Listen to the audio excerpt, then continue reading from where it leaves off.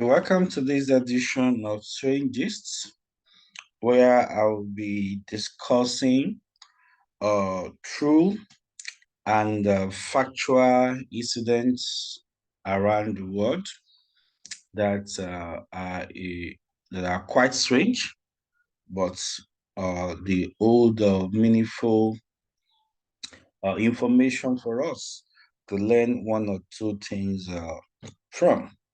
Okay, so I will start, okay, by looking at what happened in the football soccer world recently in the European Conference League match between Aston Villa and Lille.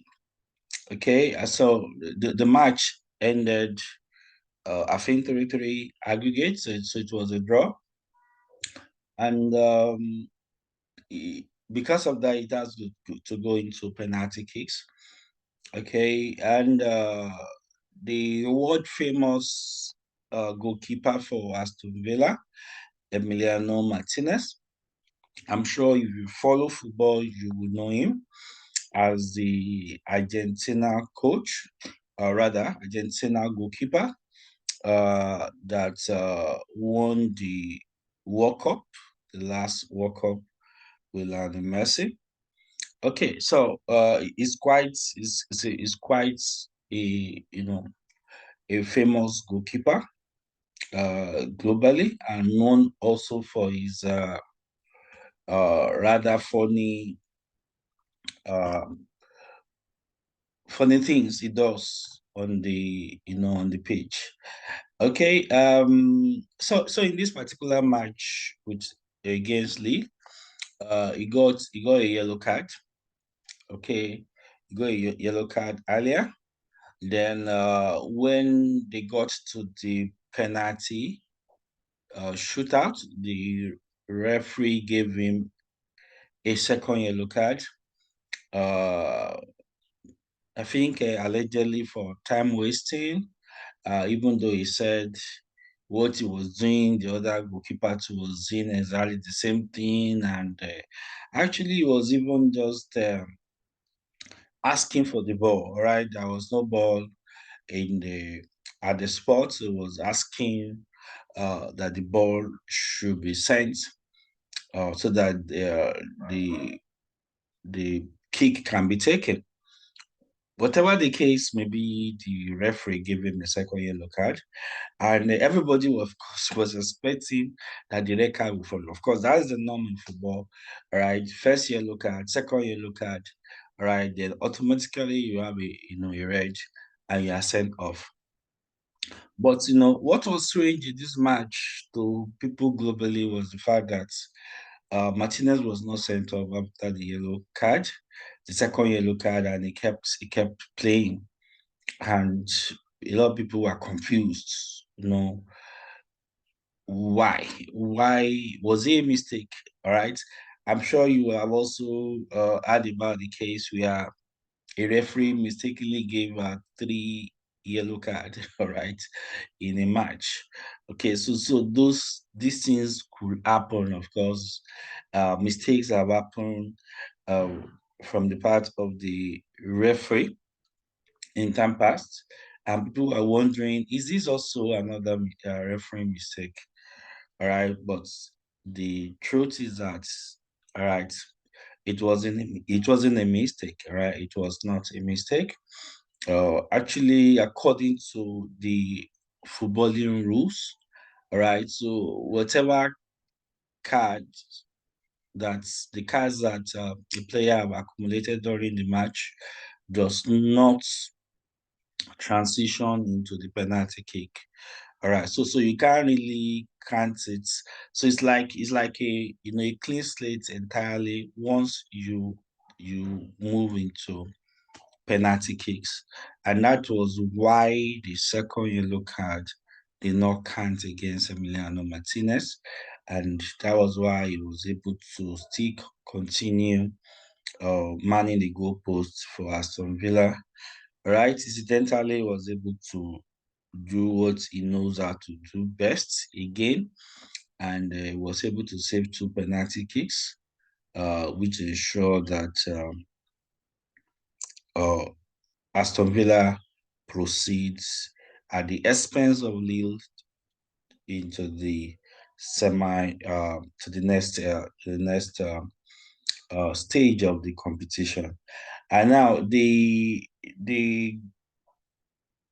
question now is there really a does that yellow card really count against Emiliano Martinez? Yes, the answer is yes. It's right. That was his third yellow card since the beginning of the competition from the group stage. Excuse me, from the group stage the to that penalty kick uh, against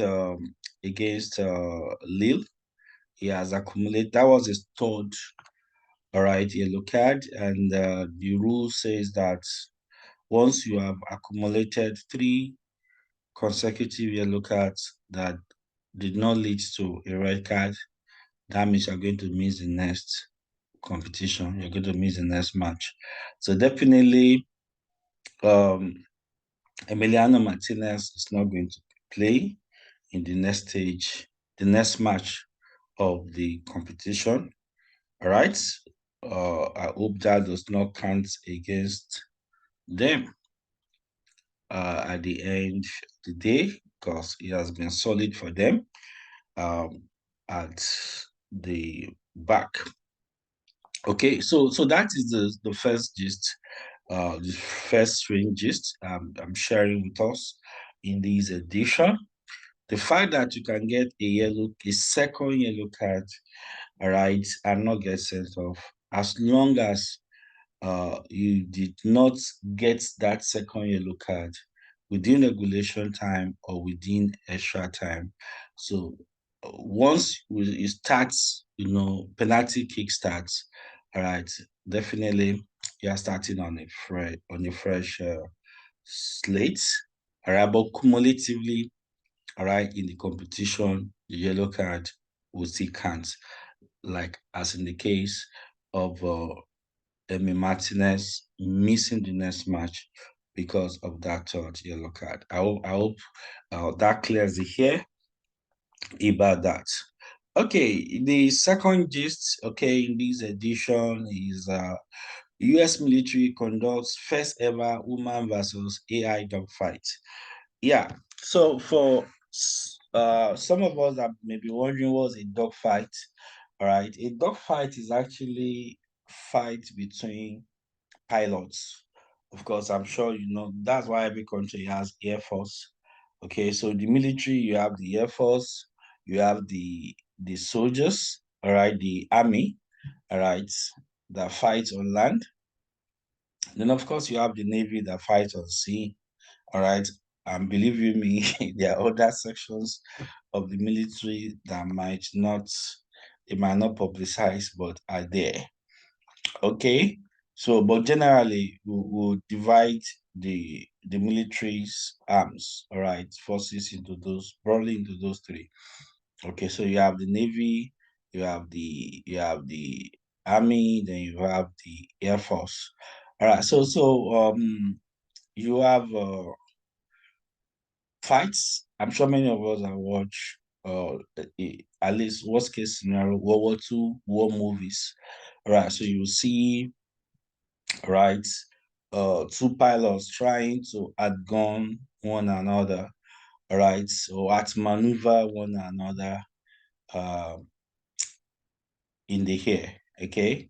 So if you have read the story or you have watched documentaries, um, the Battle of Britain, for example, is very interesting. I encourage you, all right, to actually go and look at documentaries on that Battle of Britain. Very, very interesting.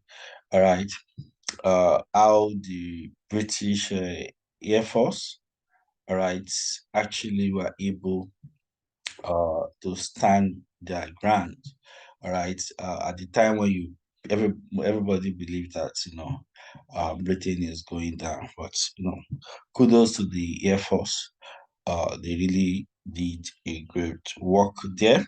So basically, a dogfight, basically, like I said, is pilots trying to outgun, trying to outmaneuver themselves. And the Air Force is very key when it comes to modern warfare. Whoever has the air superiority most of the time, right? Most of the time, whoever has the air superiority is going to win the war. That's the truth. So you need the air superiority for reconnaissance, right? And you're firing from above. That is a very big advantage to any country. So you don't want to play with that. And of course, US being US, right? They are, constantly developing themselves, all right, spending billions of dollars on research um, to see how they can uh, ensure that their military continues to be top notch. Okay, I remember, I was reading somewhere that the American military, they have a department that their own responsibility is how to fight the war of the future, the war of the future. Imagine. So we are in 2024, and somebody's already planning how they are going to fight the battles that will take place in 100 years' time. All right. So you have to actually uh give them that respect. So and of course this is the time of AI in banking, AI in finance, AI in communication, AI in academics. All right, it's evolving everywhere, and the fear is where will this lead us to? I remember I watched a film some time ago, Hollywood film, Eagle High. That's the name of the film. You can check it out. All right. And basically, so you have a computer actually taking over the US government. Right. So is these fears are real about the capability of artificial intelligence. All right, but the fact is that regardless of what our fear might be, AI is going nowhere. That's the truth.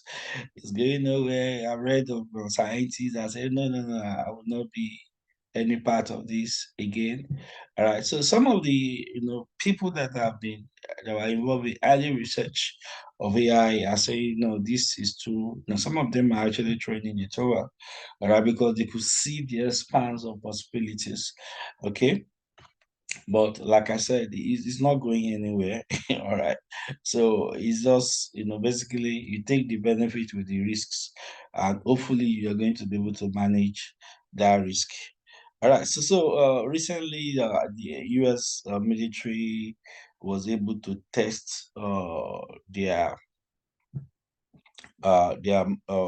machine uh, maneuvered or piloted uh,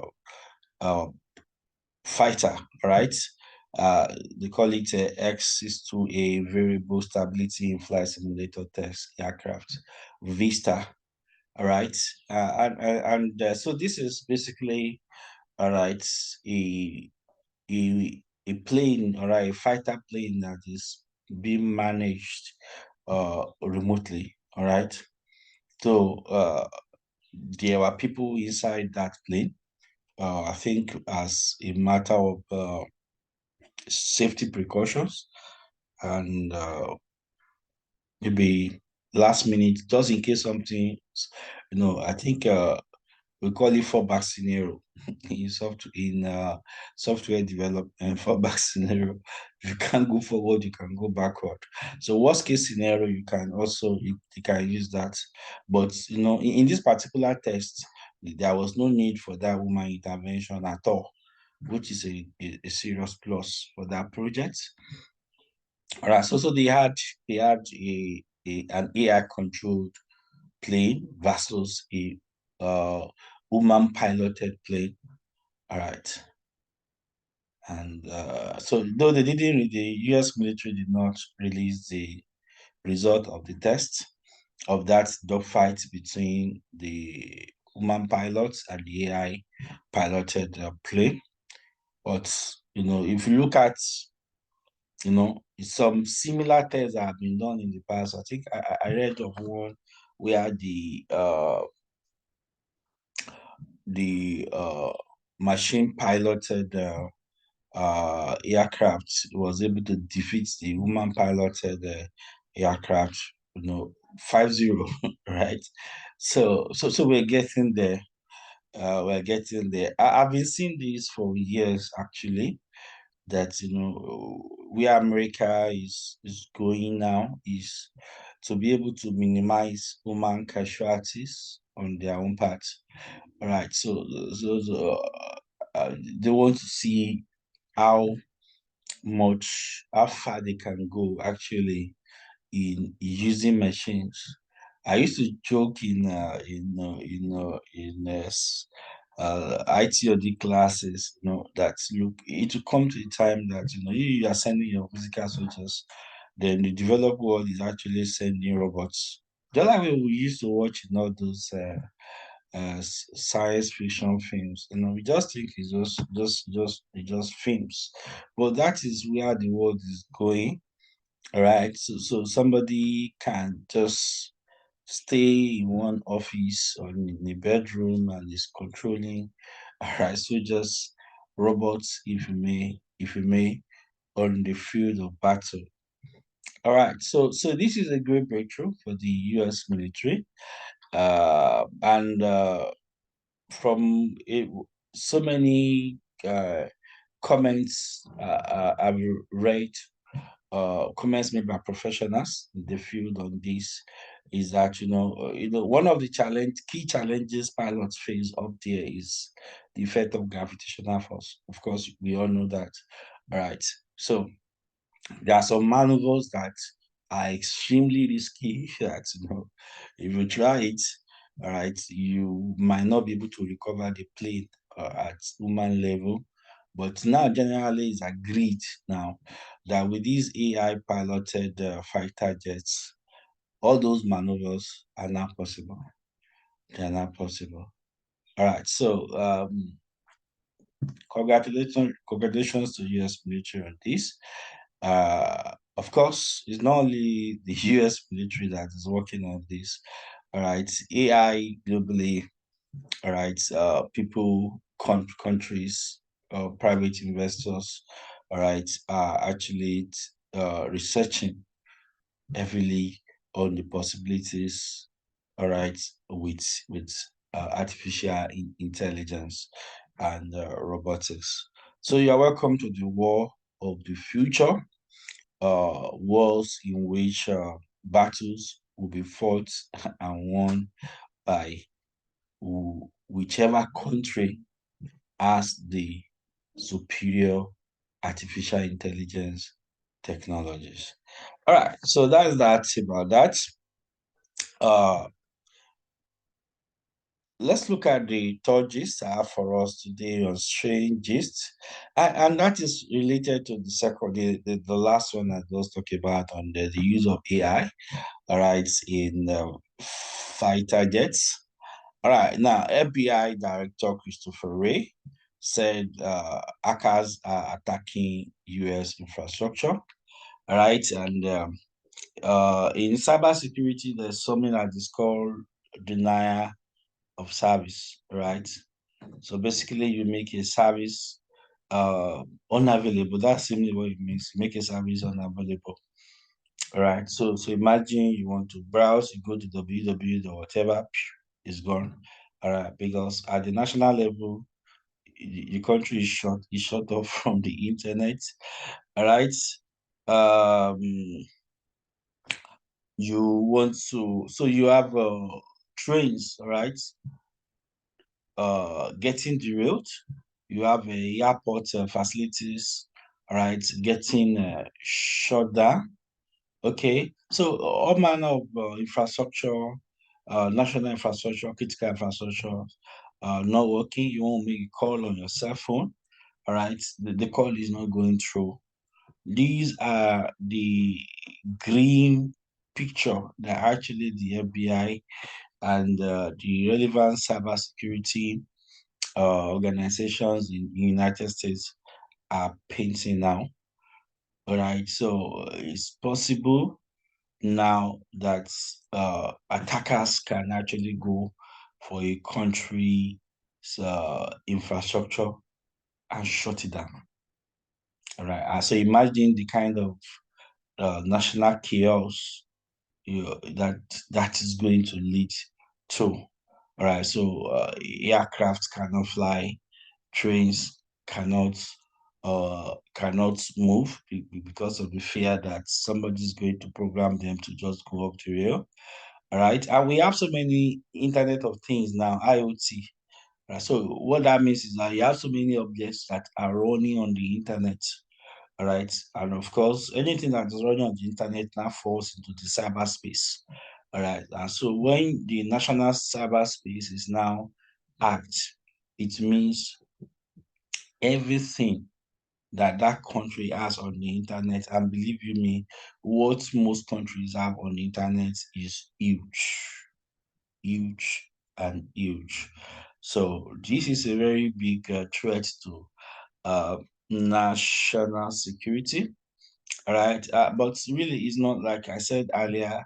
Also, when I was talking about the AI stuff, it's not only America that is facing this challenge. Believe you me, it's global. All right.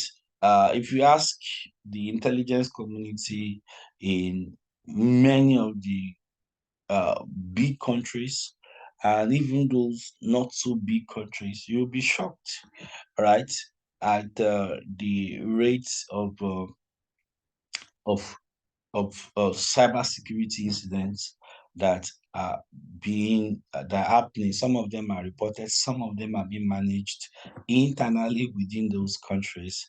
All right, so that not to cause so that they can't so that they won't cause national panic. All right, so that's why it's very important to know that every country now you need to have cybersecurity agencies that are properly trained, that are properly funded, properly equipped with necessary resources. So, like I used to say, the next wars are going to be cyber wars, basically. So it's not just about. All right, so we still need the artilleries, we still need the infantry, we still need the air force, But basically, if you look at it, right now, everything is on the cyber. All right, so you want to communicate with the infantry, all right, or you want to communicate with your special ops, all right. Basically, these are telecommunication infrastructures. All right. We're looking at encryption, cryptography, cipher systems. And once these things are compromised, so what else are we talking about? All right. What else are we talking about? If this your cipher systems, your your cyberspace, cyber infrastructure is compromised by an enemy a enemy actor, either at the state level or a non-state actor. These are big issues. All right, and and that the FBI director is saying this, was saying this very recently, shows that, man, we all need to actually sit up, all right, because the hackers too are not, they are not resting. All right, so the hacking skills, the hacking motivation, all right, is increasing. All these things are increasing on an exponential scale. And so the opposite also, the national defense, cybersecurity, incident response, incident management. All right. All those two need to also increase on an exponential scale for us to be able to ensure national security and national defense. All right, so that will be that on strange gist for today. And I will definitely be dropping more strange gists around the world before long. Thank you.